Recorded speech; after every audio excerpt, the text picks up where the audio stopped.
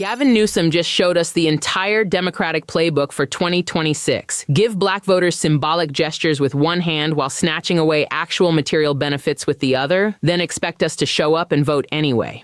Let me tell you about a masterclass in political deception that's unfolding right now in California, and it's a preview of exactly what Democrats are going to try to pull on black voters heading into the 2026 midterms. Governor Gavin Newsom, who clearly has presidential ambitions for 2028, just executed a move so calculated and so insulting that it should serve as a wake-up call for every black voter in America. He signed legislation creating a reparations agency to determine eligibility for reparations, generating headlines and photo opportunities that make him look like a champion of racial justice. Then, quietly, he vetoed a bill that would have actually provided tangible benefits to the descendants of enslaved people, including access to home loans and preferential college admissions. Let that sink in for a moment. Newsom signed the symbolic bill and vetoed the substantive one. He gave us the study committee and took away the actual remedy. He provided the appearance of progress while blocking real material change. And this is not an accident or an oversight. This is strategy. This is the Democratic Party's entire approach to black voters distilled into two legislative actions: maximum symbolism, minimum substance. The bill he signed creates an agency that will spend months or years determining who qualifies as a descendant of enslaved people eligible for reparations. It's a process, a framework, a structure for future conversations. It costs the state very little, commits them to nothing concrete, and allows Newsom to campaign on being the governor who moved reparations forward. He gets to stand in front of black audiences and say he created the agency that will finally address this historic injustice. He gets the credit without having to write any checks or redistribute any resources. Meanwhile, the bill he vetoed would have immediately provided material benefits to black Californians. Home loan access for descendants of enslaved people would have begun addressing the racial wealth gap that persists because of centuries of discriminatory housing policy. Preferential college admissions would have started correcting the educational disparities that limit black economic mobility. These weren't theoretical future benefits contingent on endless studies and political negotiations. These were concrete programs that would have changed lives starting now. But Newsom looked at those two bills and made a calculated political decision. The symbolic gesture advances his career. The substantive policy would cost political capital with white voters who might object to black people receiving specific benefits. So he took the path that serves his ambition while appearing to serve our interests. He chose his presidential prospects over black people's material needs. And he's betting that we won't notice the difference between symbolism and substance, or that even if we do notice, we'll vote for Democrats anyway because the alternative is worse. This is the game Democrats have been playing with black voters for decades, but it's reaching new levels of sophistication and cynicism. They've studied our voting patterns, analyzed our political behavior, and concluded that they can keep our votes without actually delivering the transformative change we need. They've determined that as long as they're better than Republicans, which is an extremely low bar, they can continue taking us for granted while prioritizing the concerns of white swing voters who might abandon them if they pursue policies that actually redistribute resources and opportunities to black communities.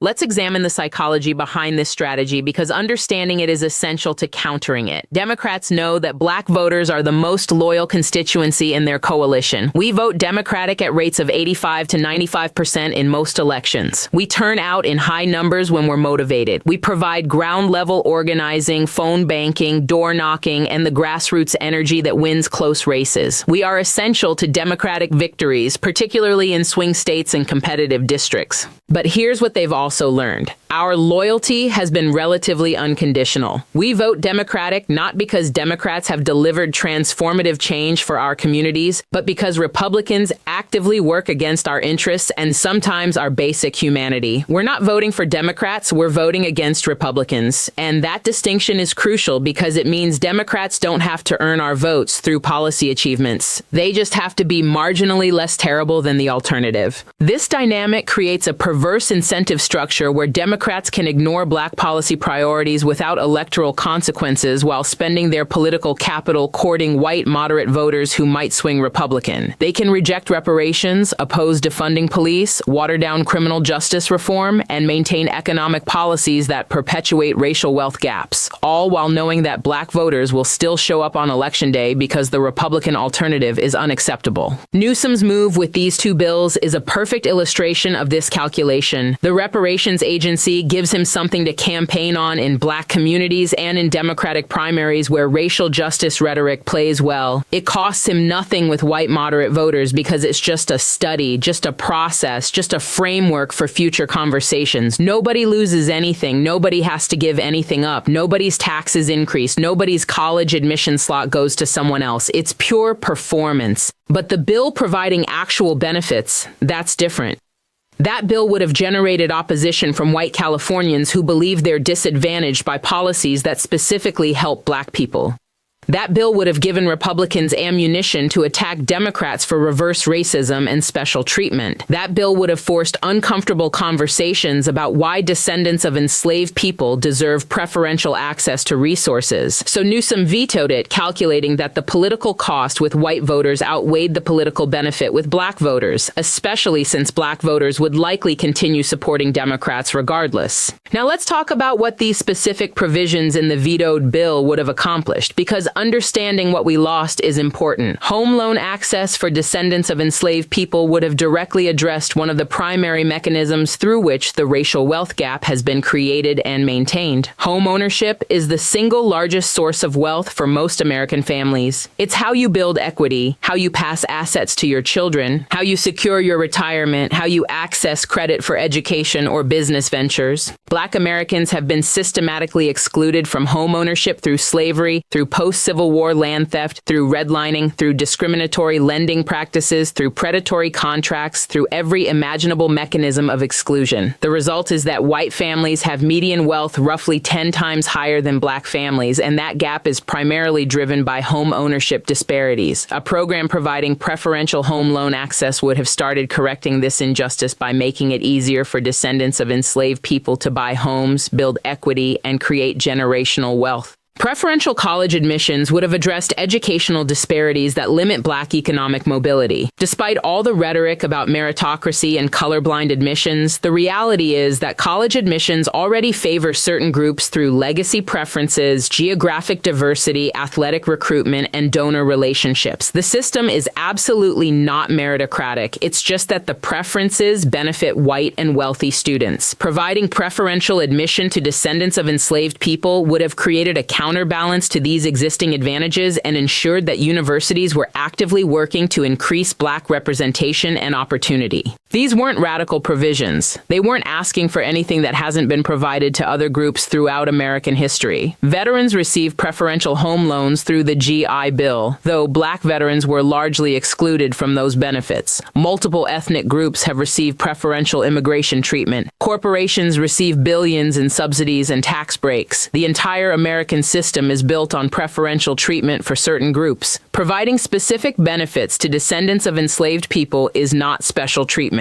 It's corrective justice for centuries of exploitation and exclusion. But Newsom looked at that corrective justice and said no. He determined that his political career was more important than black people's material needs. And here's the part that should make every black voter furious. He thinks we're not going to hold him accountable for it. He thinks we'll focus on the symbolic agency he created and ignore the substantive benefits he blocked. He thinks we'll show up to vote for him and other Democrats in the midterms regardless of what they deliver or fail to deliver. And the tragic reality is that he might be right. If black voters don't start demanding accountability, if we don't start treating our votes as something politicians must earn rather than something they can assume, if we don't start punishing Democrats who take us for granted, then this pattern will continue and intensify. Newsom will run for president in 2028, campaigning on creating the reparations agency while never mentioning that he blocked actual reparations benefits. Other Democratic politicians will follow his playbook, offering symbolic gestures while opposing substantive change.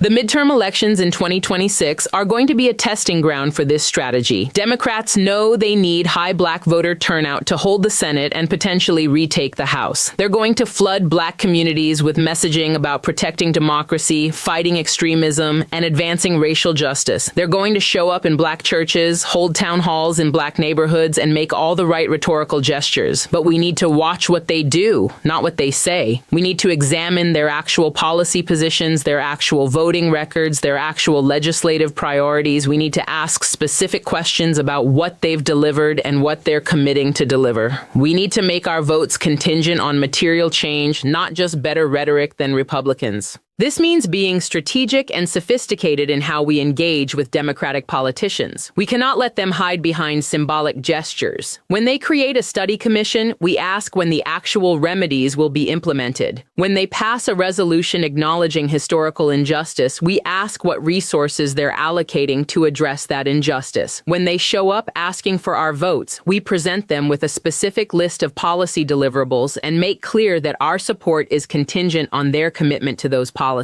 We also need to be willing to use our leverage, and that means being willing to withhold our votes when Democrats refuse to deliver. I'm not suggesting that black voters should support Republicans. That would be politically suicidal given the current Republican Party's open hostility to black interests. But we can absolutely sit out elections, support third-party candidates in safe districts, or create enough uncertainty about our turnout that Democrats have to take our demands seriously. The power of black voters is not just in how we vote, but in whether we vote. Democrats cannot win without us. If black voter turnout drops even 5% in key states and districts, Democrats lose. That threat is the only leverage we have, and we need to be willing to use it. Not recklessly, not in ways that hand power to Republicans who will actively harm us, but strategically in ways that force Democrats to choose between taking us for granted and losing elections. Let's also talk about the role of black political leadership in this dynamic, because they're often complicit in the deception. Too many black elected officials and political operatives prioritize their relationships with the Democratic Party establishment over their accountability to black communities. They act as intermediaries who convince black voters to accept symbolic gestures instead of demanding substantive change. They provide cover for politicians like Newsom, explaining away the contradictions and asking us to be patient, to be realistic, to accept incremental progress.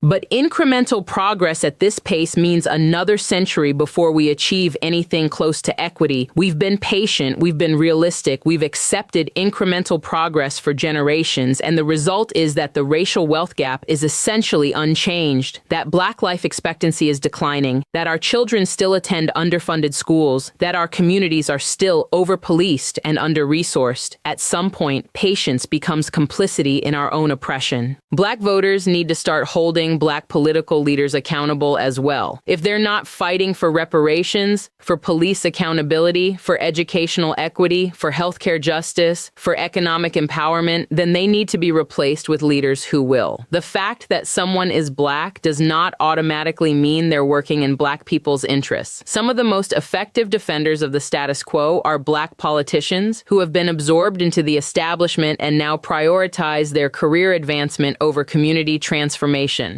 The 2026 midterms are coming, and Democrats like Gavin Newsom are already implementing their strategy to deceive black voters. They're going to offer symbolism and call it progress. They're going to create agencies and commissions and studies while blocking actual material benefits. They're going to show up with empty promises and expect us to mobilize our communities to vote for them anyway. We have a choice about how we respond. We can play along with this game, accept the symbolic gestures, vote Democratic regardless of what they deliver, and watch another generation pass without substantive change. Or we can demand accountability, make our votes contingent on material benefits, support primary challenges to politicians who take us for granted, and use our leverage to force transformative change. The bottom line is this. Gavin Newsom's decision to sign the symbolic reparations agency bill while vetoing the substantive benefits bill reveals the entire Democratic strategy for maintaining black voter support without delivering black voter priorities.